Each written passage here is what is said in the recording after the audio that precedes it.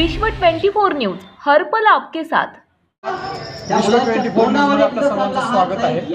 आज आपण इंदापूर पंचायत समितीमध्ये पोहोचलेलो आहोत। या ठिकाणी दाम्पत्याचं चक्रीय आमरण उपोषण चालू आहे। नेमकं त्यांच्याकडूनच आपण त्यांची प्रतिक्रिया जाणून घेणार आहोत। चक्रीय आमरण उपोषण चालू आहे, त्या उपोषणाच्या संदर्भात आम्हाला थोडक्यात मी तमाशा कलावंत कुमार साठे व कंपोस्ट खोरोजी तालुका इंदापूर जिल्हा पुणे।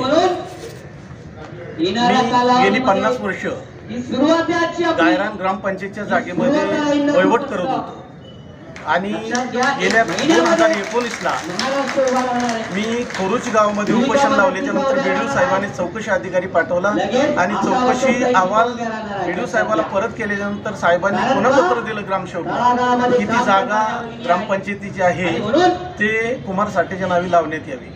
ग्रामसेवक साहेबांनी ग्रामपंचायत ग्रामसभेमध्ये ठराव मांडला, ती जागा उगवटा जाऊन माझ्या नावे लावली आणि नंतर ते झाल्याच्या नंतर 3 वर्षानंतर शेजारच्या लोकांनी बीडीओ साहेबाकडे गेल्यानंतर बीडीओ साहेबांनी पत्र त्यांना दिलं की ती जागा तुमच्या जागेत दर्शवत आहे।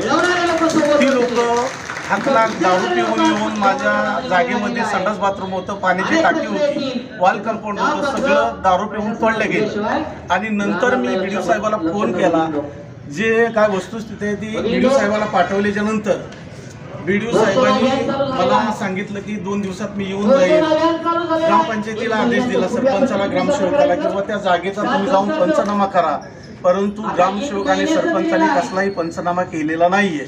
आज 3 महिने होऊन गेले आणि त्यानंतर साहेबांनी पुन्हा पोलीस स्टेशनला पत्र दिलं की पंचनामा करा। पोलीस स्टेशननेही कसलीही दखल घेतलेली नाहीये। त्यानंतर आज मी उपोषणाला बसलेलो आहे। मला कसलाही न्याय मिळत नाही। जोपर्यंत मला न्याय मिळत नाही, जोपर्यंत माझ्या मागण्या मान्य होत नाही, तोपर्यंत मी ही जागा सोडणार नाही।